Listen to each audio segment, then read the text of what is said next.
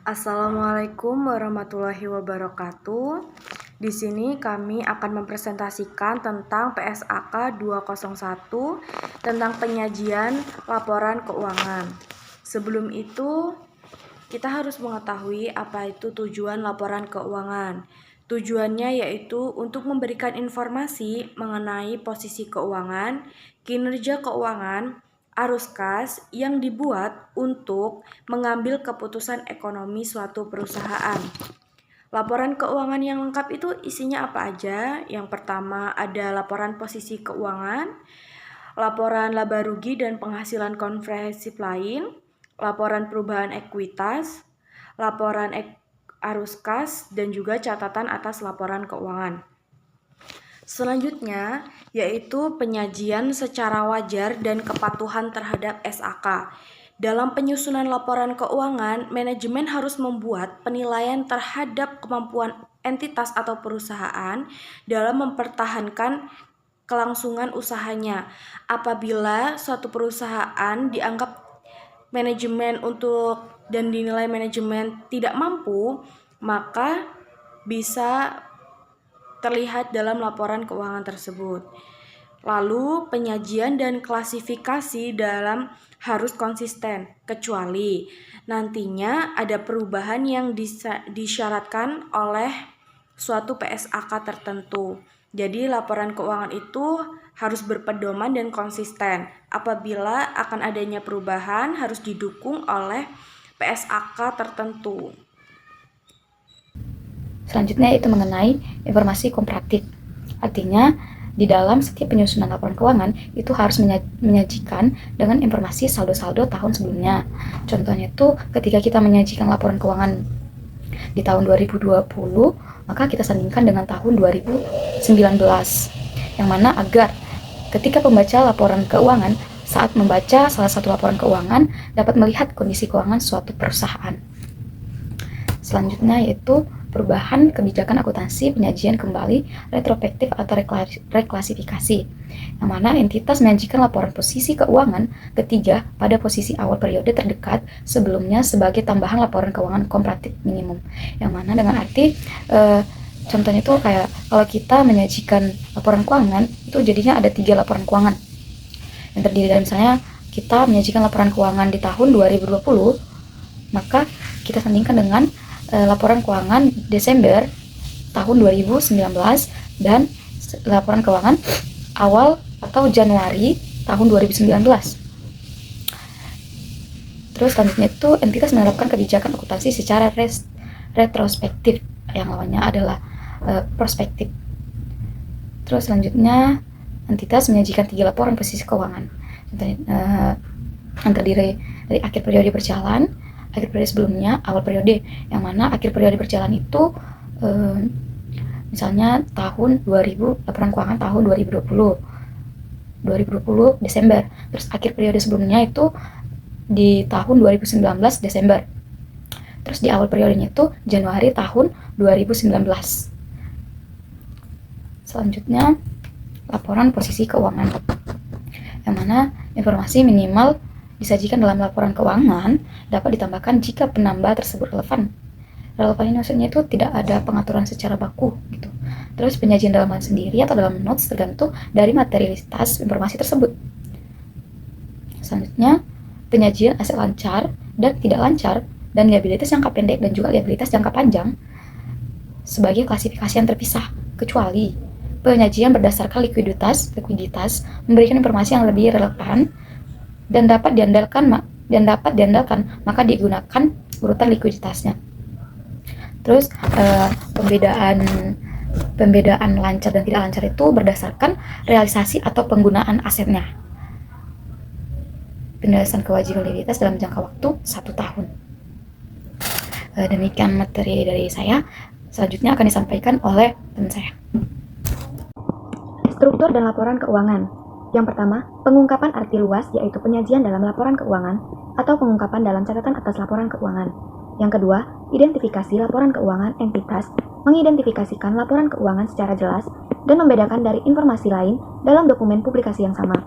Yang ketiga, menyajikan informasi berikut, nama entitas dan periode laporan, apakah laporan satu atau kelompok, tanggal akhir periode, atau periode yang dicakup, mata uang pelaporan pembulatan yang digunakan. Aset dan liabilitas jangka pendek. Klasifikasi aset lancar jika mengharapkan akan merealisasikan aset atau bermaksud menjual atau menggunakannya dalam siklus operasi normal. Memiliki aset diperdagangkan untuk tujuan mengharapkan akan merealisasikan aset dalam jangka waktu 12 bulan setelah pelaporan atau kas atau setara kas PSAK 207 kecuali aset tersebut penggunaannya untuk menyelesaikan liabilitas sekurang-kurangnya 12 bulan setelah periode pelaporan. Entitas mengklasifikasikan aset yang tidak termasuk kategori tersebut sebagai aset tidak lancar.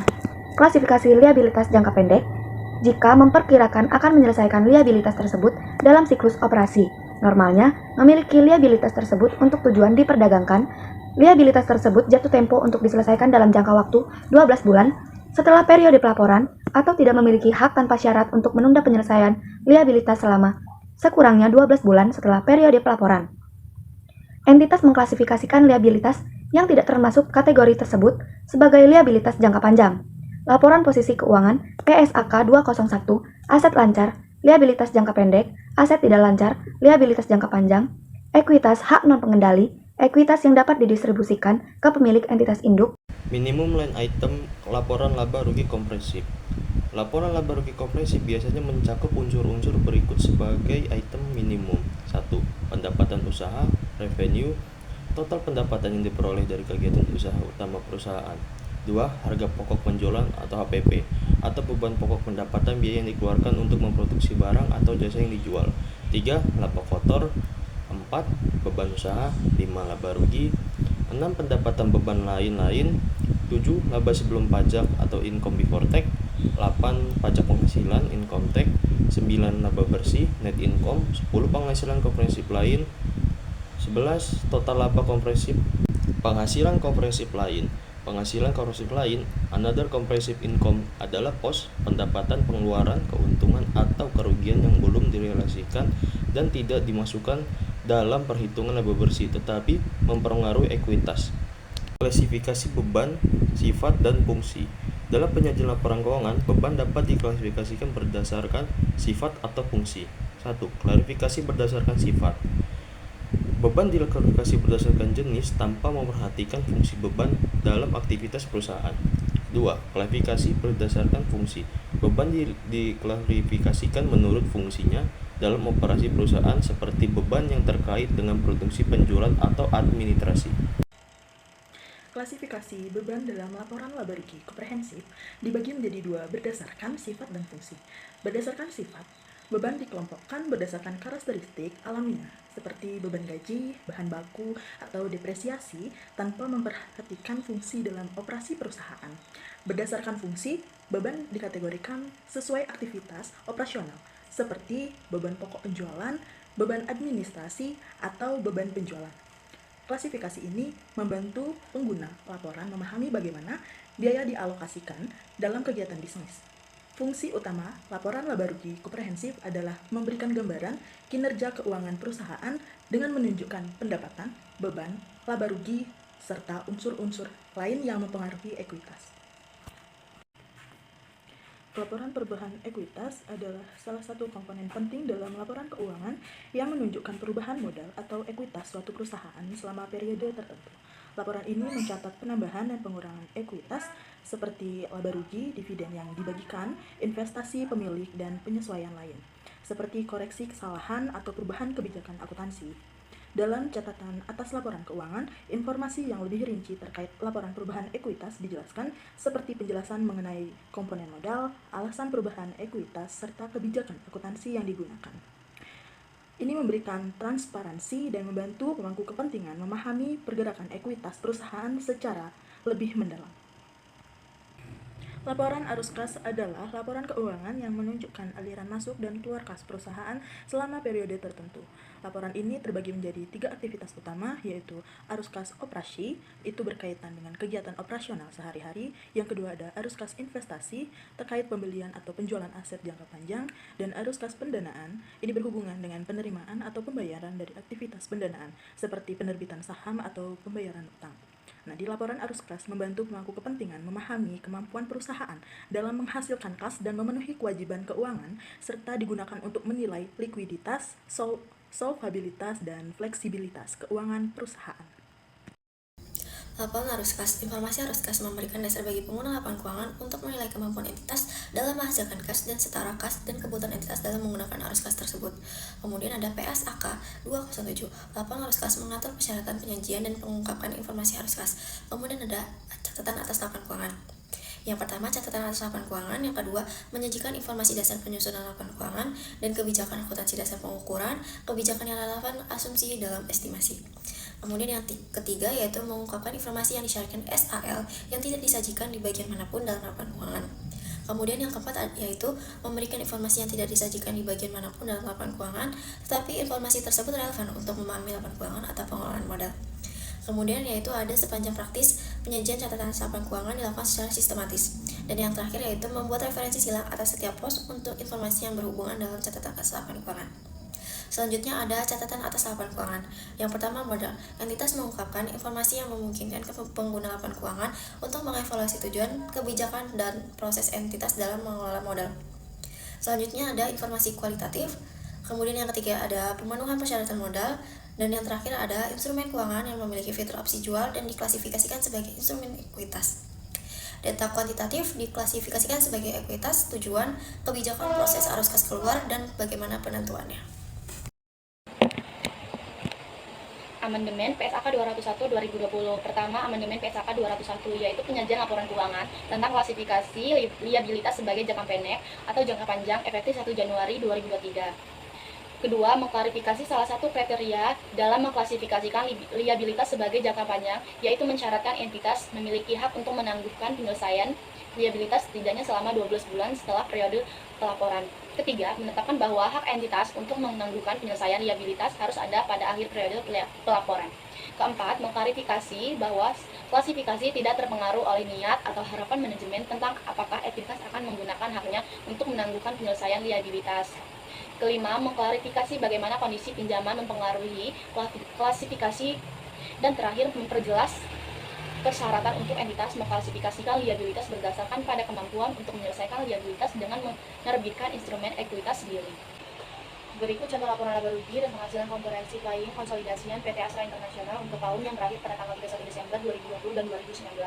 Terdapat pendapatan bersih pada tahun 2020 175,46, pada tahun 2019 237,196. Lalu beban pokok pendapatan pada tahun 2020 136,488, pada tahun 2019 185,927. Jadi laba brutonya adalah pendapatan bersih dikurang beban pokok pendapatan. Kemudian beban penjualan pada tahun 2020 11,755, pada tahun 2019 9,961. Beban umum dan administrasi pada tahun 2020 13,933, pada tahun 2019 14,54. Jadi penghasilan bunganya adalah beban penjualan dikurang beban umum dan administrasi. Kemudian biaya keuangan pada tahun 2020 3,408, pada tahun 2019 4,382. Jadi kerugian selisih kurs bersih yaitu pada tahun 2020 99, pada tahun 2019 57. Jadi keuntungan penjualan investasi pada PT Bank Permata Tbk pada tahun 2020 adalah 5,881. Kemudian penghasilan lain-lain bersih pada tahun 2020 1,72, pada tahun 2019 3,269. Kemudian bagian atas hasil bersih Ventura bersama pada tahun 2020 2,469, pada tahun 2019 5,505. Bagian atas hasil bersih entitas asosiasi pada tahun 2020 ialah 614, pada tahun 2019 1,482. Jadi laba sebelum pajak penghasilan adalah pada tahun 2020 yaitu 21,741, dan pada tahun 2019 yaitu 34,54. Jadi beban pajak penghasilannya adalah pada tahun 2020 3,170, pada tahun 2019 7,433. Laba tahun berjalannya adalah pada tahun 2020 18,571, pada tahun 2019 26,621. Berikut penghasilan komprehensif lain terdiri dari dua, Yaitu pos-pos yang tidak akan direkualifikasikan ke laba rugi terdiri dari revaluasi aset tetap, pengukuran kembali atas liabilitas imbalan pasca kerja, bagian penghasilan komprehensif lain dari ventura bersama, bagian penghasilan komprehensif lain dari entitas asosiasi. Dan yang kedua, pos-pos yang direkualifikasikan ke laba rugi terdiri dari selisih kurs karena penjabaran laporan keuangan, valuta asing, perubahan nilai wajar investasi lain-lain, lindung nilai arus kas, bagian penghasilan komprehensif lain dari ventura bersama, bagian penghasilan komprehensif lain dari entitas asosiasi, lalu penghasilan komprehensif lain tahun berjalan setelah pajak yaitu senilai 1,80 dan 3,342.